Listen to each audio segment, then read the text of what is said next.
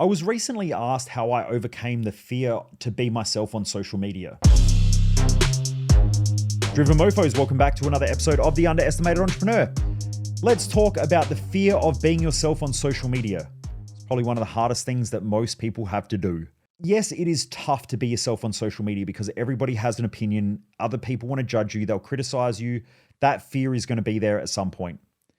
But what I know is that when you have a reason to be on social media and you have a reason to share a message and you want to help other people succeed and achieve, then you want to be on social media. I'm not on social media to gloat. I'm not on social media because I give a fuck about social media. I want to be on social media because I know what I post either inspires people, it forces people to step up, it makes people think differently, it pushes people to be better, and it also makes people feel better when they can give me shit. If the only way that a tripper can win in life is to give me shit about the fact that I have supercars, I live in a nice house, I have a fucking wicked relationship, and I have a community of driven people that want to crush it in life, then you know what? So be it. That's the loser's game. But it is what it is. But what I noticed was that the clearer that I got around what I wanted to share on social media, the easier it became. Sometimes I get crushed on social media. I get, people who go out there and they go out of their way to try and hurt me, try to judge me, try to criticize me. They'll have digs at my family, at my friends, at the community. I had this dropkick bitch. She came along to one of my events. She was an absolute dropkick business owner. She was fucking useless. Her business was dog shit. But she walked in there, stayed for a short period of time. You may have heard the story before because I've mentioned it in the podcast. And then she said to me in an email, she said, "Oh, your community is just full of crappy business owners that don't know how to run a business. And I'm way above, what you teach." And I went, that's interesting because the people that you're sitting on the table all earn more money than you. 90% of the people in Business Growth Odyssey all make more money than you. They all have better families than you. They all have a better mindset than you. Your family don't even want to work for you. That's what happened with this woman. She got her family to work for her because her business was so fucked and chaotic that her family came in to help her. And then they all said, "I can't help you." And they walked away from her. Now, this is a person who thinks that they're awesome in business. In fact, some months I make more money than she makes in a year. But obviously she knows way more. But my point is that you're going to have people like that who say dumb shit about you on social media. They're going to try to pull you down. They're going to attack your community. They're going to attack your friends. They're going to attack your family. But what I realize is it has nothing to do with you and it has everything to do with them. Some people just need that shit because they like drama in their life. Some people just need that shit because it makes them feel better about themselves for 5 minutes. It gives them an excuse to be average. It gives them an excuse to be shit. Now, sometimes there is very valid criticism that happens on social media. Sometimes people criticize me and they give me very valuable feedback. And so I can learn from that and I can grow. I'm not saying that I'm perfect. By fucking no means am I perfect, right? I'm honest about my life and I've achieved a lot. I've done a lot of great shit. But I also know that there is so much more and I make a lot of mistakes and I fuck things up. I probably swear too much. I let some people down sometimes. Sometimes, I can't back things up like I promise things and I can't deliver upon them on time. That stuff happens sometimes because of just the shit that goes on when you're running a business. Like sometimes things get blown out. Timelines get blown out and stuff like that. That stuff happens. Now, I can be better because of that. So you can be better because of the criticism and judgment, but you've got to search within yourself to go in there to try to figure out what is true and what is not.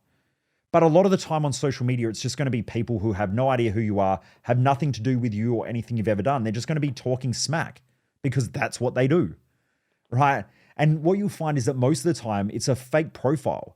It's probably some 14-year-old kid that's never even had life experience that's still living in their parents' basement with no friends. Like, I'd be talking shit as well if I had nothing else going for me in life. So how I overcame the fear of being myself on social media? Well, first of all, you just have to be on social media more. It's sort of like that therapy that's out there where, the more you do something, the more your fear of it goes away. I can't remember what the therapy name is. I've got it at the forefront of my mind. It'll probably pop up at about 2:00 in the morning in the front of my brain. Exposure therapy. So the more you expose yourself to something, the less fearful it becomes. So, if you're fearful of heights, exposure therapy will go and get you to be in tall buildings until you realize that there's nothing to be afraid of. That's exposure therapy. If you're afraid of being around people, the more you're around people and the more you realize that it's safe, the less fearful you become of that thing. So on social media, if you're not used to being on there all the time, then of course it's going to be scary. You're going to be afraid. The more you post, the more you realize that it's not that bad. And I just use it as a game. I'm always trying to figure out, what do people like? What don't they like? What parts of my life do they like me sharing? What parts don't they like? I try to stay in my own lane. Now, sometimes I go outside of my own lane and I think more about what I'm trying to share. Like, I've been caught in that. I look at the numbers and I'm like, wow, if I do this, more people like it. And then after a couple of weeks of doing that, I'm like, what the fuck are you doing? That's not what I'm on social media for. I'm not here to cater to everybody's demands. I'm here to share my message, to inspire people. And the truth is that social media is only part of an attention funnel. The only reason why I use social media is because it gets me attention. Then from there, the people that like my stuff, that will learn enough, what they'll do is they'll end up dipping their toe in, and they'll probably start at a low price point product. Or if they've got pumpkin nuts and balls of steel, they'll jump into one of my high-end products because they know that I can help them. So it's part of a marketing funnel. I'm not on social media because I just like being on there and I like wasting time and fucking around like most people.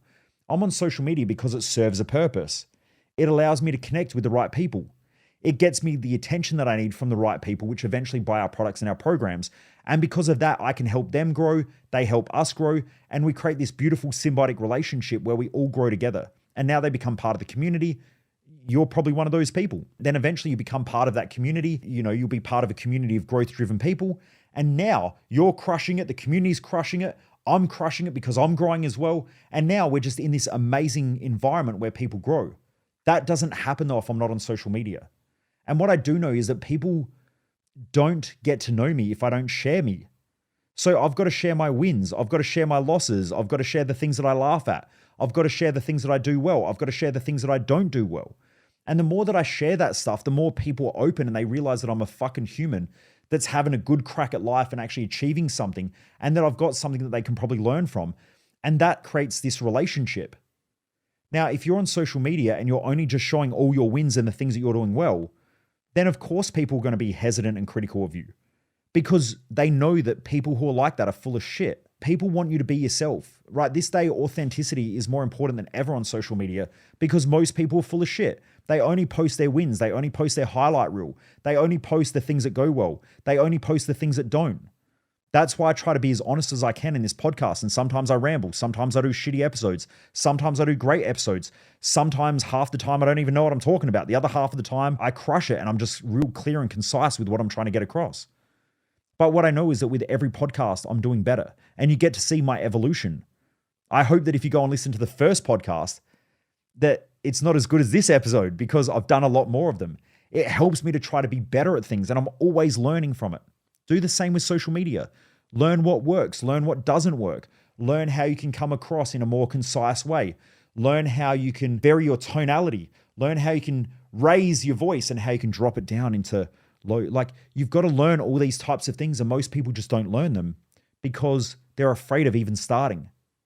That's how I use social media and how I overcame the fear of just being myself on social media. Also, what I know is that I've been rewarded by being myself on social media. A lot of people come into my programs and come and do things like Business Growth Odyssey. Now, those people are going to drop $20,000 to $25,000 for the first year of doing that program because they have built the trust with me.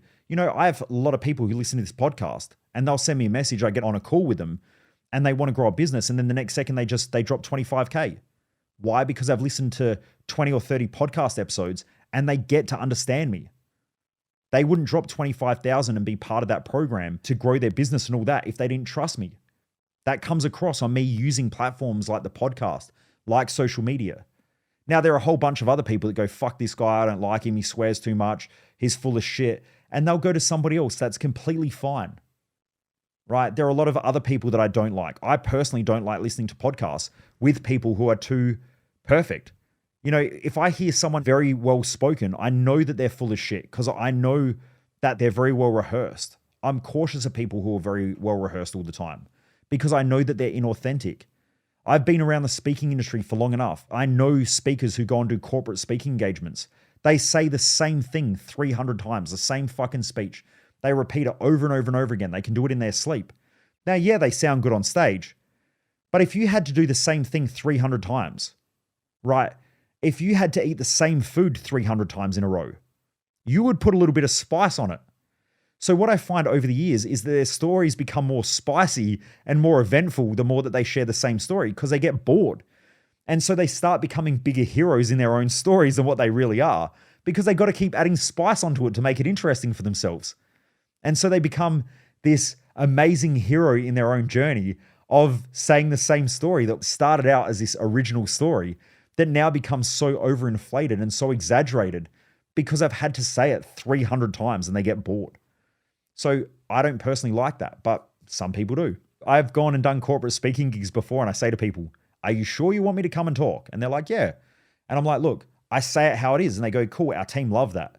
And I've gone and done speaking gigs for some of the biggest corporate businesses in the country, and they love it just how upfront I am.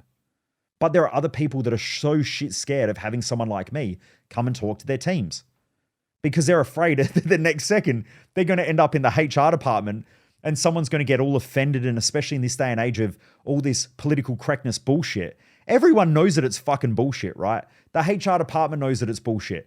The CEO knows that it's bullshit. The managers know that it's bullshit, but they're all fucking scared because they're weak as piss, right? They're weak. The corporate world is really weird. It's like all these people pretend that the bullshit's not there and they all try to smooth it over and they all try to kiss each other's ass and pretend that everything's okay. But at the same time, they all know that it's not.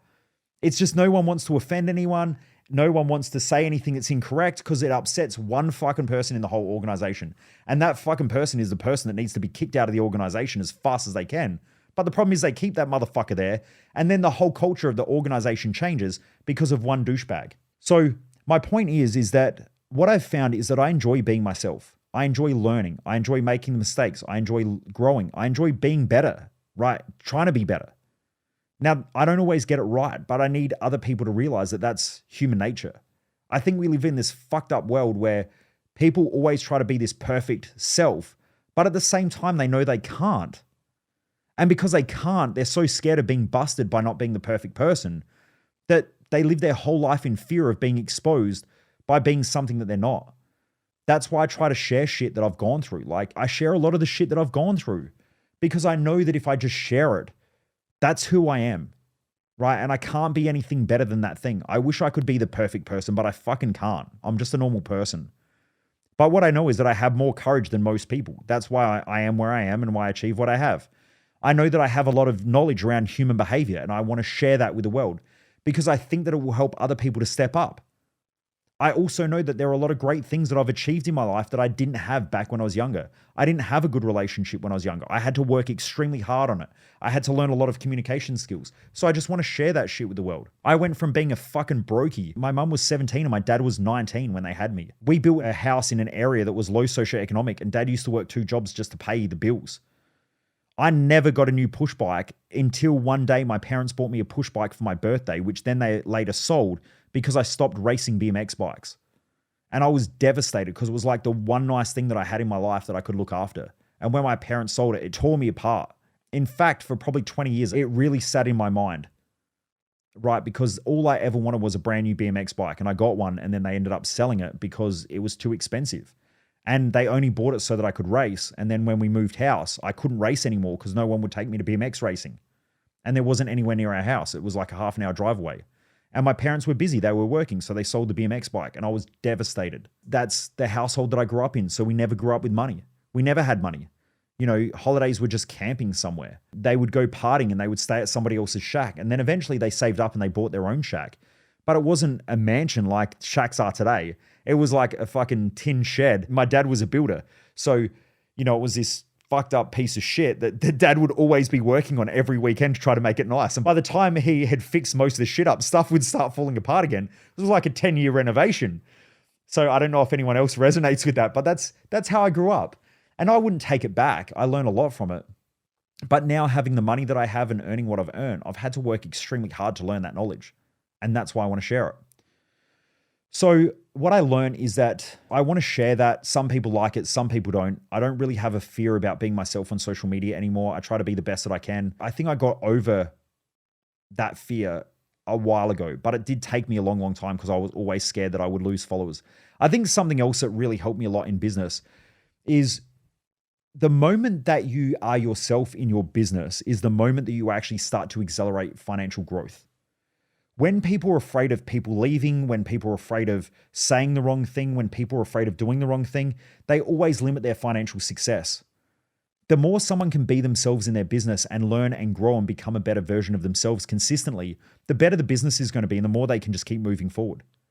So if you're a business owner and you're afraid to be on social media, you're holding yourself back, and that's going to be your glass ceiling. The more you can get on there, the more you can build a personal brand, the more you can build a business brand, and then the faster you accelerate the financial growth of the business. But that's also helping you to be yourself in your business. Because if you can't be yourself in the business, you're going to hire staff that are going to frustrate you and fuck you off because you're not hiring people who complement you as a person. You're going to hire people that you think you need that aren't going to complement you, and you're going to be frustrated with them. So anyway, Driven Mofos, I hope that answers the question of how do I overcome the fear of being myself on social media, which was asked on one of my Q&As on Instagram. If you're not following me on Instagram, make sure you go there, type in Michael Mojo 00, follow me on Instagram. Make sure you follow me on the other social media platforms as well, because I do just post a heap of content on there. I do Q&As a couple of times a week, normally on Saturdays and normally on Mondays, where you can ask questions about different topics, about different things. And then I drop new stuff that I have coming up as well, other events and other programs and stuff. So there's just so much stuff on there. Plus I share a lot of weird shit that I do in my life as well. So jump across, especially on Instagram. I love using Instagram stories at the moment. So jump across there, check it out, Michael Mojo 00 on those platforms. Anyway, Driven Mofos, keep your standards high, keep pushing hard in life, make those decisions, push against that fear, have courage, get out there, do the things that you know you need to do in order to accomplish the life that you want. Take care, everyone. I'll see you back on here on the next episode. Most people waste their life, and I just don't want you to be one of them.